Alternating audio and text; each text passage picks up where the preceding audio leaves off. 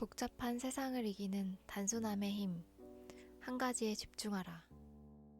당신에게 가장 중요한 단 하나는 무엇인가? 1991년 6월 7일, 지구가 112분 동안 흔들렸다. 물론 실제로 지진이 난 것은 아니었다. 하지만 꼭 세상이 흔들린 듯한 그런 느낌이었다. 그때 나는 굿바이 뉴욕, 굿바이 내 사랑이라는 영화를 보고 있었는데 극장 안은 관객들의 웃음소리로 들썩이고 있었다.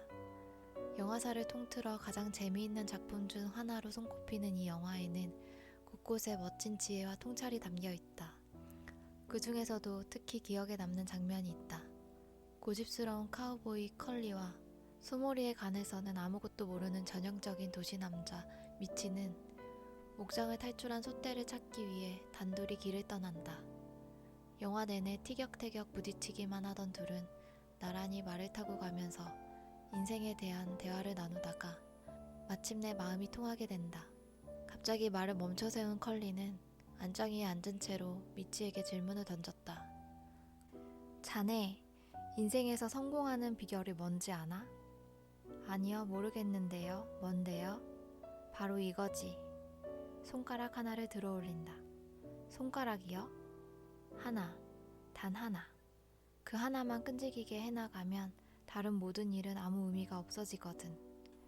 그거 참 대단하군요. 근데 그 단 하나가 대체 뭔데요? 그건 자네가 직접 알아내야지. 작가가 의도했던 아니든 컬리는 성공에 관한 완벽한 비밀을 알고 있었다. 그것은 단 하나만이 자신이 원하는 것을 얻을 수 있는 최고의 방법이라는 것이다. 하지만 내가 그 진리를 제대로 깨닫고 이해한 것은 영화를 본 지 한참 지나서였다. 과거에 수차례 성공을 경험한 CEO였던 나는 어느 순간 높은 벽에 가로막힌 채 멈춰서 있었다. 나와 내 동료들은 10년도 채 안 되는 짧은 기간 동안 국내외를 넘나들며 활동하는 성공적인 기업을 세웠지만 돌연 그 모든 것이 예전처럼 매끄럽게 돌아가지 않음을 느끼고 있었다. 그렇게 몸과 마음을 바쳐 헌신했건만 내 삶은 원하는 대로 돌아가지 않았다. 마치 나를 둘러싼 모든 것들이 한꺼번에 무너져 내리는 것만 같은 절망감에 빠져들기 시작했다. 그렇게 나는 제대로 실패를 맛보고 있었다. 무언가는 포기해야만 한다.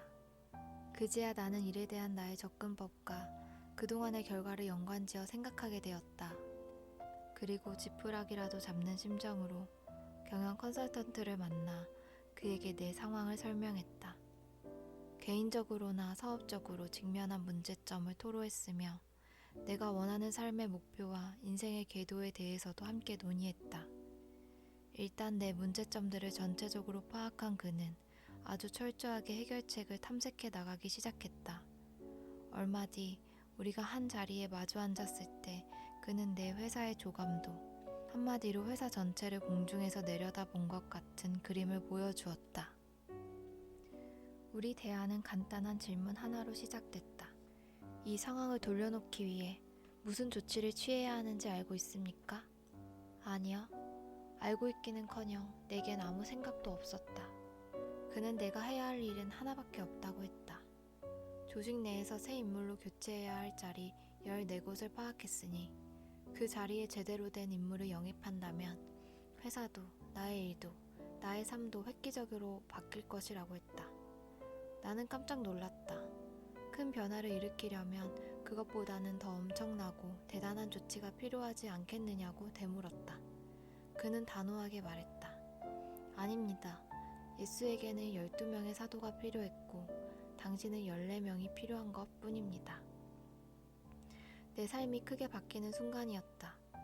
그렇게 작은 변화로 회사가 엄청나게 달라질 수 있으리라고는 생각해 본 적이 없었다. 그리고 내가 생각만큼 나의 목표, 내가 해야 할 일에 집중하고 있지 않다는 사실도 분명하게 알 수 있었다.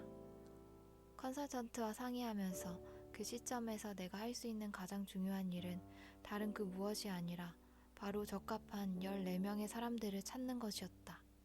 그래서 나는 그날의 만남 이후 엄청난 결정을 내렸다. 바로 나를 해고한 것이다. 그렇게 나는 CEO의 자리에서 물러난 뒤 14명의 사람을 찾는 일에만 집중했다. 그러자 이번에는 정말로 지구가 흔들렸다. 우리 회사가 3년도 안 되어 연 성장률 40%를 달성하더니 거의 10년 가까이 그 추세가 이어진 것이다. 미국의 한 지역의 업체였던 우리는 글로벌 기업들과 어깨를 나란히 하는 위치까지 올라갔다. 놀라운 성공이 이어졌고 그때 이후로 우리는 절대 뒤를 돌아보지 않았다. 성공이 또 다른 성공을 불러일으킨 그 여정에서 또 하나 흥미로운 일이 벌어졌다. 바로 단 하나가 무엇인지 쉽게 설명할 수 있게 된 것이다. 14명의 핵심 인력을 새로 뽑은 나는 그들 각자의 커리어와 업무를 개별적으로 관리하기 시작했다. 그들과의 코칭 시간이 끝날 때는 언제나 다음에 만나기 전까지 끝내야 할 일이 무엇인지 함께 논의하는 것으로 마무리했다. 그런데 많은 사람들이 하기로 한 일의 대부분은 기간 내에 마쳤지만 정작 제일 중요한 일은 제대로 끝내지 못하고 있었다.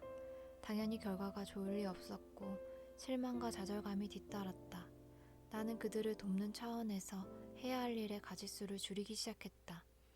이번 주에 이 3가지 일만 할 수 있다면, 이번 주에 이 2가지 일만 마무리 짓는다면, 그래도 만족스럽지 못한 결과가 나오자 나는 자포자기하는 심정으로 당신이 이번 주에 할 수 있는 일 중 다른 모든 일들을 제쳐두고서라도 꼭 해야 할 단 한 가지 일은 무엇입니까?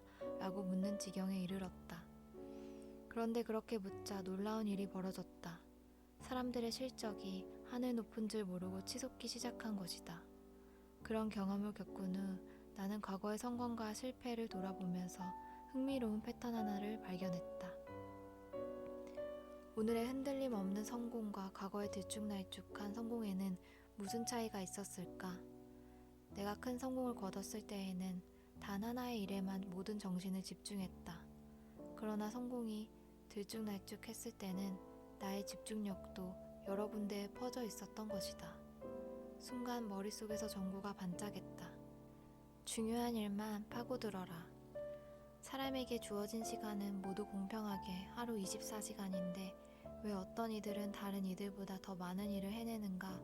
그들은 어떻게 더 많은 일을 하고 더 많은 것을 이룩하며 더 많이 벌고 더 많은 것을 소유하는가? 시간이 곧 성취를 얻기 위한 화폐라면 어떻게 누군가는 똑같이 주어진 시간을 더 많은 화폐로 바꾸는 것인가? 그들은 어떤 일의 핵심에 모든 걸 집중했다. 즉, 그들은 중요한 일에만 파고들었던 것이다. 원하는 일이 어떤 것이든 최고의 성공을 원한다면 접근 방법은 늘 같은 방식이어야 한다. 핵심 속으로 파고들어야 한다. 파고든다는 것은 곧 자신이 할 수 있는 다른 모든 일을 무시하고 반드시 해야만 하는 일에만 집중하는 것을 뜻한다.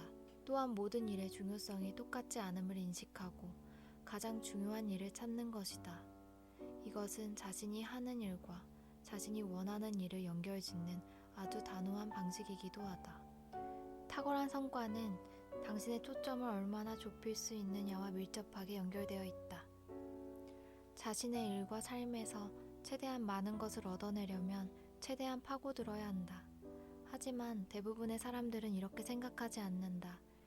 이들은 커다란 성공은 시간이 아주 오래 걸리고 매우 복잡한 과정을 거쳐야 한다고 생각한다. 그래서 그들의 달력과 할 일 목록에는 너무 많은 것들이 담겨 감당할 수 없을 지경에 이른다. 성공은 점점 더 멀게만 느껴지고 결국 보잘것없는 결과에도 만족하고 많은 일이 생기게 된다. 이들은 소수의 몇 가지 일을 잘 해낼 때 커다란 성공이 온다는 것을 모르고 너무 많은 일을 하려고 애쓰다 길을 잃는다. 결과적으로 너무나도 적은 일을 해내는데 그친다. 시간이 흐를수록 기대치는 점점 낮아지고 꿈을 포기하며 삶 자체가 움츠러든다. 하지만 핵심을 파고들면 상황은 달라진다. 우리에게 주어진 시간과 에너지는 한정되어 있다. 그것을 너무 넓게 펼치려 애쓰다 보면 노력은 종이장처럼 얇아진다. 사람들은 일의 양에 따라 성과가 점점 더 쌓이기를 바라는데 그렇게 하려면 더하기가 아닌 빼기가 필요하다. 더 큰 효과를 얻고 싶다면 일의 가짓수를 줄여야 한다.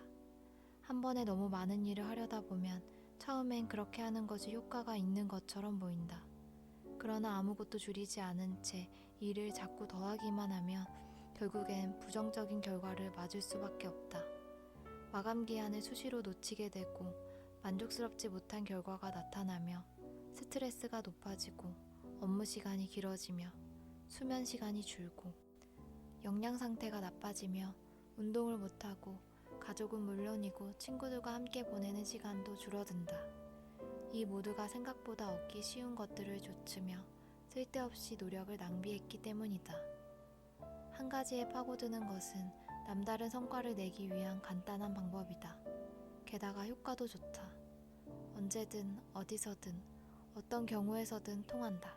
왜일까? 단 하나의 목적의식, 궁극적으로 본인이 원하는 곳까지 도달하는 단 하나의 목표만을 갖게 하기 때문이다. 핵심을 파고들게 되면 단 하나만을 바라보게 된다. 그게 가장 중요하다.